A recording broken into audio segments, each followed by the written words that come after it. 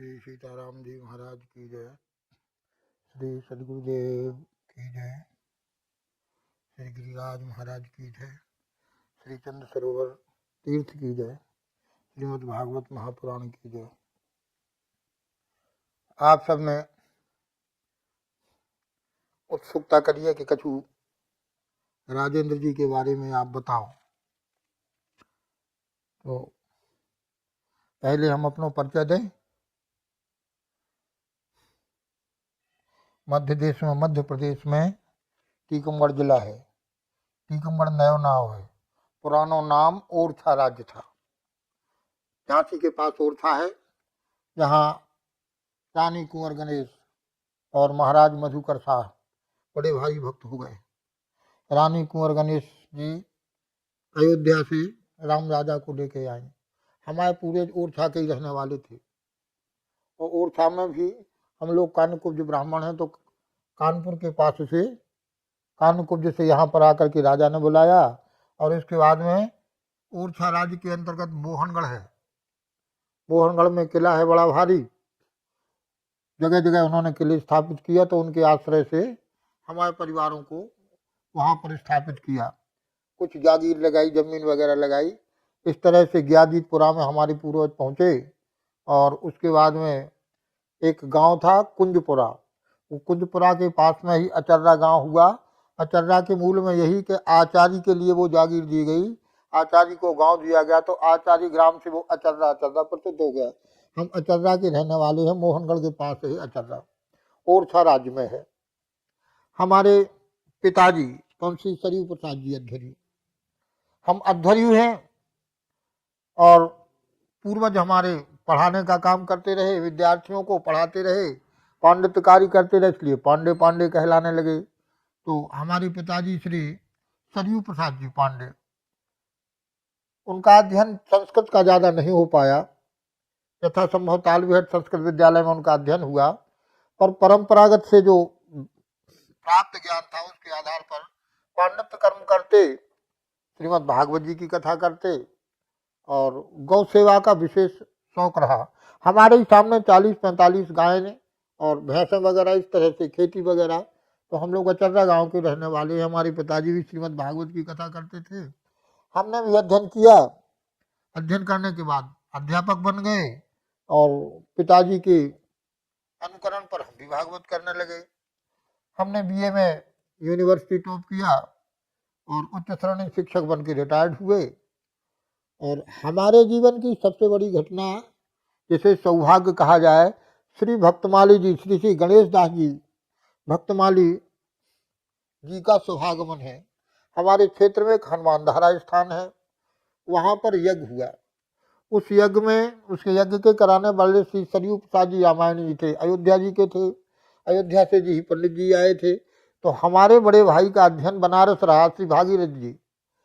वो उसमें क्षेत्रीय होने के कारण से ब्रह्मा पद पर प्रतिष्ठित किए गए। हम भी उस यज्ञ में रहे। उसी यज्ञ में श्री गणेश दास जी महाराज पधारे। श्री गणेश दास जी महाराज आज जिन्होंने भक्तमाल के ऊपर सबसे बड़ी टीका लिखी है 4 खंडों में। और श्री जगन्नाथ प्रसाद जी भक्तमाली जी कहते थे, उनकी लिखी हुई टिप्पणी भक्त वल्लभा टिप्पणी को कहते हैं, यह भक्तमाल की पाठ्य पुस्तक है। इस तरह से उनकी ही कृपा हुई। उस यज्ञ में वह पधारे, श्री वाल्मीकि रामायण का पाठ कर रहे थे। अनेक ऐसे प्रसंग आए जिन प्रसंगों में पंडितों के शंकाओं का समाधान नहीं हो रहा था। हमारा परिचय हुआ तो हम कहा कि एक सामान्य दिखाई देने वाले महात्मा है और बड़े भारी विद्वान हैं। तो उनके परिचय से उन्होंने शंकाओं को समाधान किया। तो हमारे बड़े भैया उसमें यज्ञ में ब्रह्मा पद पर थे। उन्होंने कहा कि यह सतपथ ब्राह्मण है और विद्वान है, महापुरुष हैं, और इनकी आप शरणागति ले लो। तो उनसे हमारी दीक्षा हुई। उनसे दीक्षित होने के पश्चात उन्होंने हमारे ऊपर इतनी कृपा की, उनकी कृपा करुणा का ही फलस्वरूप है। यद्यपि हमारे परिवार में परंपरागत हमारे यहाँ पांडित्य चल रहा था, संस्कृत का अध्ययन, पूजन आदि कराना, वेद का अध्ययन, ब्राह्मणोचित कर्मों का क्रम तो था, लेकिन वैष्णवता का संचार श्री श्री भक्तमाली श्री सदगुरुदेव गणेश दास जी महाराज की कृपा से हुआ। और हमें ऐसा लगता है कि यह एक दैवी विधान था एक किसी विभूति को उन्हें संभालना था, वरण करना था, उसलिए ही उनका इस प्रकार से परिचय हुआ। इतनी कृपा करते थे कि हमारा क्षेत्र, उस समय रोड आदि नहीं थे, तो पैदल चल करके 15-20 किलोमीटर वो पैदल चल करके ही सहज में आ जाते, कृपा करते। हम उनकी महिमा को नहीं समझ सके। वह कितने बड़े महापुरुष थे, पर उन्होंने हमारी महिमा को हमें अपनी करुणा कृपा से कृतार्थ किया। प्रथम पुत्र का जन्म हुआ जीवेंद्र नारायण का, तो उसके समय में भी संस्कार से, ऐसा पंडित लोग बताते हैं, सब कहते हैं बहुत दिनों तक दिखाई देते रहे कि मस्तक पर खूब बड़ा बड़ा तिलक दिखाई देता रहा। कहते हैं पूर्व जन्म के कोई संस्कार के महात्मा है। बड़े पुत्र का जन्म हुआ, इसके बाद 3 पुत्रियों का जन्म हुआ, उसी के बीच में बड़ी पुत्री, बड़े पुत्र का, पर बड़ी पुत्री कृष्णा का जन्म हुआ। इसके बाद में राजेंद्र जी का जन्म हुआ। तो अब ये अनुभव करके अब कोई बात को हम स्पष्ट करके ही बता दें। जिस समय गर्भ में आए तो उस समय उन्होंने हमसे न जाने क्या क्या कहा। उन्होंने कहा कि न जाने आज हमें कितना अच्छा लग रहा है, कितना सुख मिल रहा है, कैसी कैसी अनुभूतियां हो रही हैं, न जाने कैसे कैसे महात्माओं के दर्शन हो रहे हैं। इस प्रकार से ये कहती रहे। गर्भावस्था में ही जब थे तब श्री भरतदास जी महाराज एक महात्मा थे, उन्होंने आकर के कृपा की और उन्होंने उनसे दीक्षा ग्रहण की। तो राजेंद्र जी ने गर्भ में ही एक प्रकार से वैष्णव दीक्षा, वैष्णव मंत्र को प्राप्त कर लिया। जन्म के पश्चात सारे खेल खेलते, तो पूजा आदि के खेल खेलते, साथ के बच्चे आज हंसते करते हैं, इकट्ठा करके कुंड बना करके हवन करवाते, सब ब्राह्मण बालकों का यज्ञोपवीत करवाते। हमारे घर के सामने तालाब है और उसमें खूब कमल है और उसके किनारे जगदम्बा का, शंकर जी का मंदिर है। तो पैसे ले जाते, सब पैसे इकट्ठे करते और धीवरों से कहते कहते भैया हमको कमल तोड़ दो। तो कभी 1 से 8, कभी 1008, खूब तालाब में कमल थे। तो जगदम्बा जी का अभिषेक करते, शंकर जी का अभिषेक करते। ये बचपन के ही खेल हैं, तरह तरह के खेल खेलते।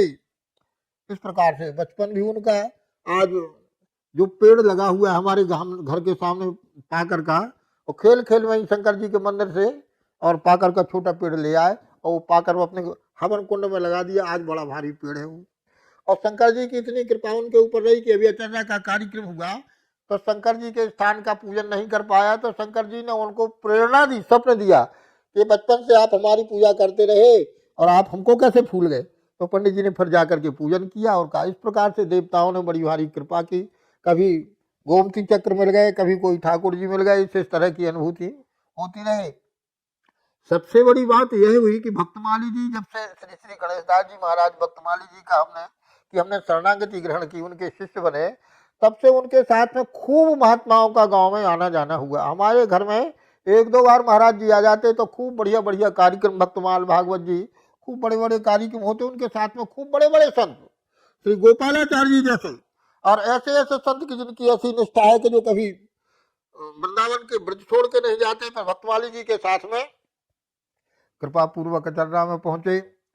जिस खंडहर में हमने अपना मकान बनाया था तो गांव का प्रसिद्ध भूता खाना था। भक्तमाली ने कहा कि आप भागवत जी का पाठ करके प्रसन्नता पूर्वक रहिए। तो जीवन भर उस मकान में हमको आज तक कांटा भी नहीं लगा, ऐसी उनकी कृपा हुई। हम सब वहां पर रहते। बचपन में जब राजेंद्र जी कक्षा 6 में पढ़ते थे तो ये घटना घटी। हमको तो ऐसा लगता है कि अनेक जन्मों के संस्कार होते हैं और ये घटनाएं उसी लाइन को जोड़ने के लिए इस तरह की संयोग बना देती हैं, कहने के लिए वो अच्छी नहीं लगती हैं, पर उनमें बहुत बड़ा कल्याण छिपा रहता है। कक्षा 6 में ये पढ़ते थे।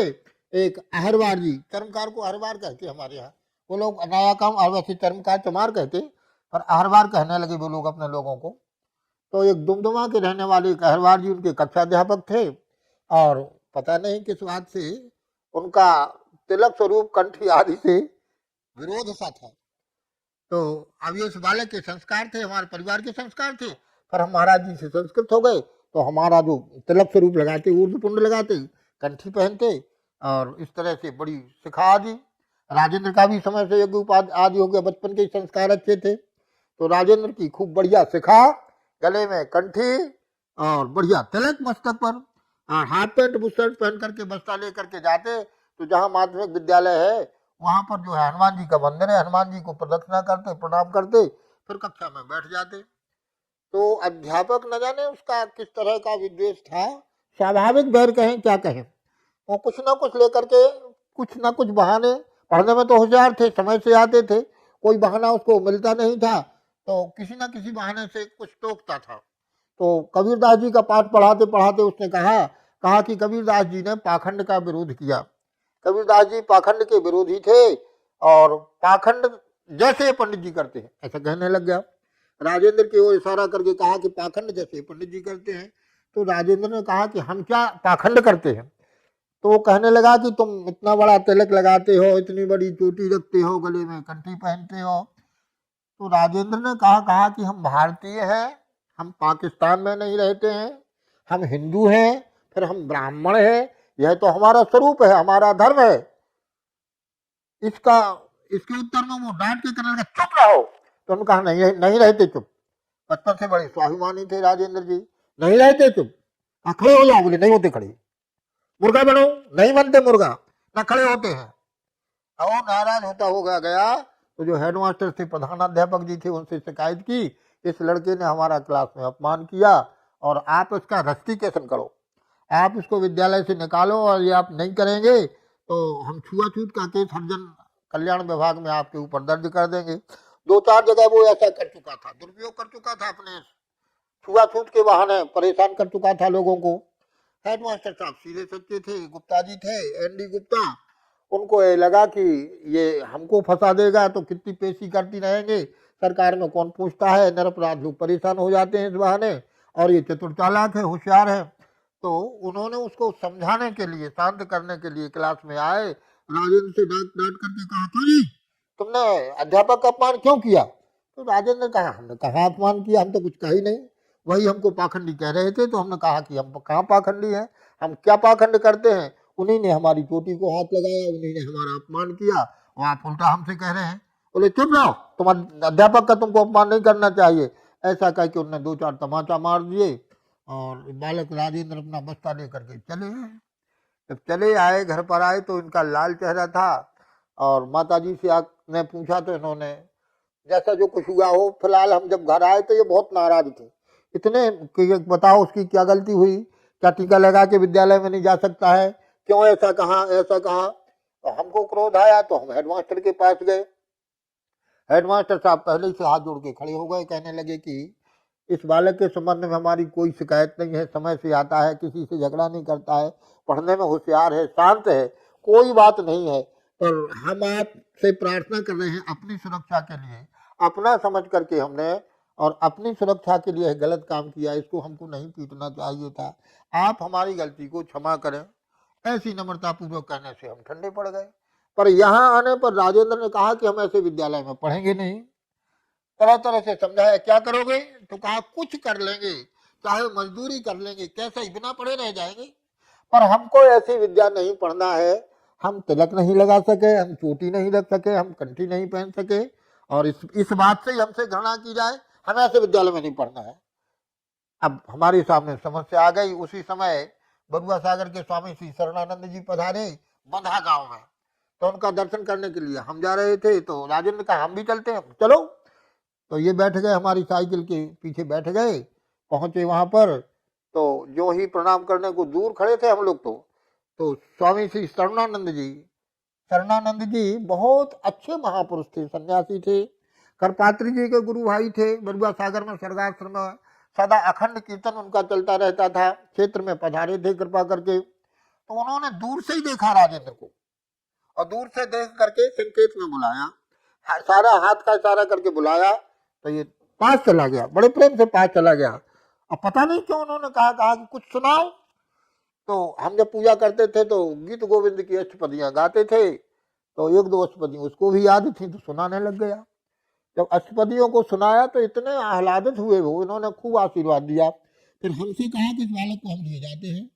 हमारे सामने तो एक समस्या थी कि अब विद्यालय में पढ़ने नहीं जाता है, हम क्या करें, इसकी क्या व्यवस्था करें।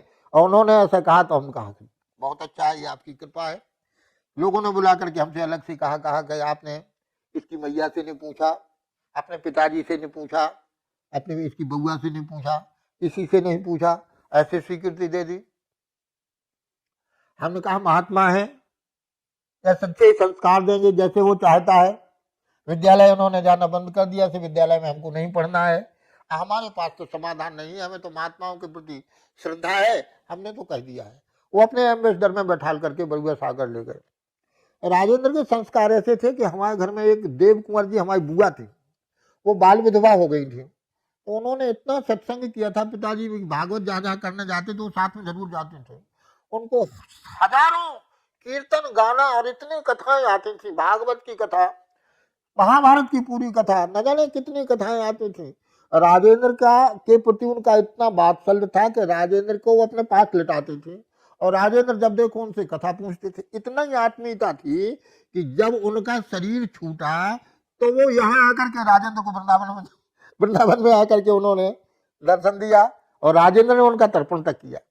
ऐसी उनकी ममता थी। तो बचपन में उन्होंने खूब कथाएं सुनाई, खूब धार्मिक भावना। अब स्वामी जी ले गए तो स्वामी जी के साधना कक्ष में कोई आज तक कोई बाहर का कोई भी व्यक्ति प्रवेश नहीं कर सका। उनको साक्षात जगदम्बा सिद्ध थी, अन्नपूर्णा सिद्ध थी, बड़े सिद्ध संत थे। हजारों लोगों का सुंदर भोजन होता था और कोई किसी से याचना नहीं करते थे। लोग चकित थे कि कहाँ से इतना पैसा आता है, कहाँ से इतना ही खर्च करते हैं। इस तरह की बड़ी भारी महिमा थी। तो राजेंद्र को उन्होंने ऐसा लाड़ दुलार दिया। वो अपनी जगदम्बा से प्रार्थना करते, माँ इस बालक पर आप कृपा करो, और इस प्रकार से अपने साधना कक्ष में ले जाते, राजेंद्र के ऊपर कृपा की याचना करते, और कोई बाहर से आता तो राजेंद्र से सुनाने को कहते तो सुनाते। इस प्रकार से उनका लाड़ दुलार खूब मिला। एक बार एक ऐसी घटना हुई कि उन्होंने कुछ फल खाए, आम खाया क्या खाया, खा करके कहा चलिए फेंकाओ। तो राजेंद्र फेंकने गए। राजेंद्र के मन में भावना आई कि इतने बड़े महापुरुष के ये प्रसाद के फल हैं, इन छिलकों को हम खा जाएं। तो उन्होंने उनको खा लिया और लौट करके आए तो स्वामी जी ने पूछा, क्यों राजेंद्र वो छिलके फेंका है? बोले हाँ। बोले झूठ बोलते हो, ब्राह्मण होकर के झूठ बोलते हो। तो राजेंद्र कप गए, डर गए। कहा तुमने हमारा, हम सन्यासी हैं, हमारा जूठा खाया तो अब तुम्हारा गृहस्थ जीवन नहीं होगा, अब तुम्हारा विरक्त जीवन ही होगा। ऐसा उनका आशीर्वाद था। उनके यहाँ बहुत वर्षों तक रहे और अब उनका शरीर पूरा हुआ, उनके शरीर पूरा बड़ा रहस्यमय हुआ। लोग ऐसा कहते हैं कि लोगों को संदेह था कि इनकी कुटिया में न जाने कितना धन है, इसी लोभ में उनको भोजन में कुछ दे दिया गया, जिस प्रकार से अचानक उनका शरीर छूट गया। शरीर छूट जाने पर जहाँ उनको समाधि दी गई तो राजेंद्र वहाँ रात दिन रोते थे, भोजन आदि का ध्यान नहीं, रात दिन वहाँ बैठे रोते थे। तो लोगों ने हम घर में आकर के हमको खबर पहुंचाई, कहा कि ये बालक तो लगता है कि जीवेगा ही नहीं, रात दिन के विरह में रोता रहता है, इसको समझा बुझा करके आप ले जाओ। हम आए, हमने समझाया बुझाया, जाने को तैयार नहीं था। कहता था हमको 108 गीता जी के पाठ करना है। हम कहा ये गीता जी के पाठों की तुम्हारा संकल्प हम पूरा कराएंगे, अभी घर चलो। बहाना किया, घर में अमुक की तबीयत खराब है, कोई काम है, ऐसा समझा बुझा करके ले आए। पर घर आकर के रात दिन रोता रहता। स्वामी जी के विरह में उसकी स्थिति ऐसी हो गई, अब क्या करें। तो बचपन में ये ऐसी स्थिति थी, बचपन में बुखार ने पकड़ दिया। एक बार तो पुनर्जन्म हुआ, एक बार बुखार में ऐसा बुखार आया कि अब देहात की, तो कई दिनों तक उसका मल के गिट्टे बन गए। और दिखाने के लिए गए अस्पताल में तो उन्होंने कहा कि ग्वालियर ले जाओ और इसके तो पेट का ऑपरेशन होगा, कि इसका मल इतने कड़े गिट्टे बन गए कि अब निकल नहीं सकते, ऑपरेशन से निकलेंगे। पर एक पुराने वैद्य थे, उन्होंने कहा कि इस बच्चे को पकड़ लो, चाहे जितना चिल्लाए, निर्दयता पूर्वक मैं गिट्टे निकालूंगा। उन्होंने साबुन तेल आदि लगा करके गिट्टों को निकाला और इस प्रकार से जीवन की रक्षा हुई। तो बचपन में बुखार आदि इस तरह से अस्वस्थ रहते थे और उस विरह की अवस्था में न जाने कैसी स्थिति हुई। उसी समय हमारे महाराज जी आए, भक्तमाली जी आए। तो भक्तमाली जी के सामने हमने कहा कि हमारे सामने बस यही समस्या है कि अब ये विद्यालय पढ़ने नहीं जाते हैं, स्वामी जी के यहाँ से यहाँ आ गए, अब हम क्या करें क्या न करें। तो भक्तमाली जी ने, श्री श्री गणेश दास जी महाराज जी हमारे गुरु जी ने कहा कि कोई चिंता करने की बात नहीं है, इनकी व्यवस्था हम कर लेंगे। और 9 वर्ष की अवस्था थी, 9 वर्ष के थे, 9 वर्ष की अवस्था थी उस समय। 9 वर्ष की अवस्था के करीब में यहाँ ले आए वृंदावन। उस समय श्री सुदामा दास जी, सुदामा कुटी वाले सुदामा दास जी ने उनका नाम रखा चुनमुन दास चुनमुन दास कहते। और इतनी कृपा करते कि कहीं जहाँ भी बाहर भोजन करने जाते निमंत्रण में तो इनको साथ में बैठाल करके ले जाते। एकादशी को राजेंद्र को पहले फलाहार कराते, फिर फलाहार करते, द्वादशी को पहले और राजेंद्र को खिलाते और राजेंद्र के बाद में फिर स्वयं पारण करते। इस तरह से उनका बड़ा लाड दुलार था, महाराज जी का लाड दुलार था। महाराज जी श्री भक्तमाली जी ने ही हमने यथासंभव जो कुछ संस्कृत का भी थोड़ा ज्ञान कराया और हिंदी का। हाँ, अब वो हेडमास्टर था, तो हेडमास्टर इतना दुखी हुआ कि हेडमास्टर कहे कि हमारी वजह से और इनकी पढ़ाई छूटी है, इसलिए आप इनको 8 की प्राइवेट परीक्षा तो दिलाई दो। अब 6 के बाद 8 की प्राइवेट परीक्षा 3 वर्ष बाद हो सकती है। तो ये कहा आपको अंग्रेजी पढ़ने नहीं हमको अंग्रेजी नहीं करना है। और भक्तमाली जी ने कहा कि देखो तुम्हारे गुरुजी अध्यापक हैं, उन्होंने आग्रह किया है, पिताजी की इच्छा है तो चले जाओ। तो 8वीं की परीक्षा दिलाने के लिए हम कुछ दिन, 1 महीना से कम का समय भी था परीक्षा के लिए, इतने समय में हमने पढ़ाया तो पूरे सेंटर में फर्स्ट आए, पूरे सेंटर में फर्स्ट आए राजेंद्र। और वो बार बार हेडमास्टर कहता कि इनको आगे पढ़ाओ, लेकिन इन्होंने तो मना कर दिया कि हमको पढ़ना ही नहीं। यहाँ तक कि इन्होंने 2 विषय से आता, 3 विषय से आचार्य किया और रंगलक्ष्मी में व्याख्याता पद के लिए इनका नौकरी आ गई, पर उन्होंने कहा कि नहीं हमें कुछ करना ही नहीं है, हमको तो और विरक्त जीवन ही व्यतीत करना है। कुल मिलाकर के भक्तमाली जी की ही कृपा रही। भक्तमाली जी के साथ में भक्तमाली जी वर्ष में 1-2 बार आते थे गांव में, पर राजेंद्र उतने ही दिनों तक रुकते जितने दिनों तक भक्तमाली जी रुकते, हट करने पर भी नहीं रुकते। एक बार इन्होंने, इनकी माता जी ने कहा कि ये कभी रुकते नहीं, आप रुकने को कह दो, तो रोक लिया। महाराज जी ने जबरदस्ती कहा कि रुक जाओ, माता जी कह रही है। तो पैर में लेटे हुए थे, इतने में खाक चौक के महंत जी, वो तो योगी थे, और पहुंचे, बोले राजेंद्र तुम यहाँ रुक करके रह गए गृहस्थी में, तुमको गृहस्थी में रहना ही नहीं है, चलो वृंदावन इसी समय। तो राजेंद्र उठे और रोना शुरू कर दिया कि नहीं हमको तो वृंदावन जाना है, वृंदावन जाना है, वृंदावन जाना है।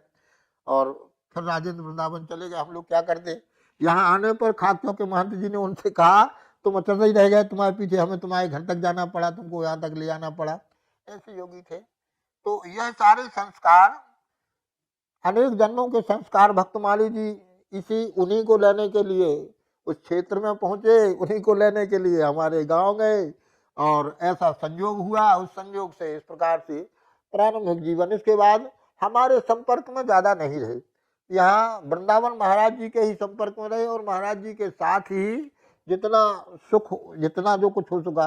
कभी कभी ऐसी घटनाएं, अब राजेंद्र के बड़े भैया जीवेंद्र नारायण का विवाह, और राजेंद्र यहाँ से पहुंचे तो बगलबंदी, वो महाराज जी ऊंची बगलबंदी पहनते थे। वो कहते थे कि काम करते समय या पेशाब करते समय नीचे ना लटक जाए, तो वैसे ही एक बगलबंदी और एक तौलिया लपेटे कंधे पर डाले, ये वेशभूषा थी उनकी। यह बना करके पहुंचे तो इन्होंने कहा कि बारात के लिए इससे बढ़िया कपड़ा होना चाहिए, तो हम DCM के सूती कपड़े ले आए। अब वो कहे हम तो बगलबंदी पहनेंगे, हम और कुछ पहनेंगे नहीं, हमारे क्षेत्र में कोई बगलबंदी बनाना नहीं जानता, पैंट वो शर्ट कोई भी बना दे। अब बड़ी समस्या आई, किसी प्रकार से बगलबंदी बन नहीं पाई। विवाह में बारात निकालने को थी, बारात निकलने, बस थोड़ी सी बात, बारात निकलने को थी, इतने में ही और महाराज जी पहुंच गए। तो महाराज जी झोले में इतने बढ़िया कपड़े लिए थे, जैसे स्वरूप सरकार पहनते नहीं, ऐसे गोटा जड़े, ऐसे रेशमी और ऐसे बढ़िया अच्छे। और जिस समय महाराज जी ने राजेंद्र को कपड़े जाकर के पहनाए और दूल्हा, जो मोर मोटर चलती थी पहले, तो मोर मोटर पर दूल्हा बैठा, बगल में राजेंद्र बैठे, तो दूल्हा को कोई ना देखे, राजेंद्र को देखे। इस तरह से भक्तमाली जी का वात्सल्य था, हम ही तुम्हारी अम्मा है। कुल मिलाकर के जैसे कोई एक पुत्र अपने पिता की संपत्ति का विस्तार कर दे, इसी प्रकार से श्री गुरु जी भक्तमाली जी की कृपा है, उन्हीं की कृपा करुणा का विस्तार राजेंद्र है। और अब संस्मरण तो हजारों हैं, एक नहीं दो नहीं, रोज जब से हम महाराज जी से जुड़े हैं तब से हमारे जीवन में हमने जो सोचा हुआ सफल हुआ। भगवान की बड़ी कृपा हुई, हमारे जीवन में कोई दुर्घटना नहीं घटी। क्या कहें, भक्तमाली जी की बड़ी भारी महिमा राजेंद्र के रूप में प्रकाशित हो रही है। और आपने कुछ पूछा तो हमने कुछ बता दिया, और अब इससे आगे तो राजेंद्र जी कुछ अपने संस्मरण सुनाते रहेंगे, सुनते रहेंगे आप। और प्रारंभ की बात, वृंदावन बिहारी लाल की जय।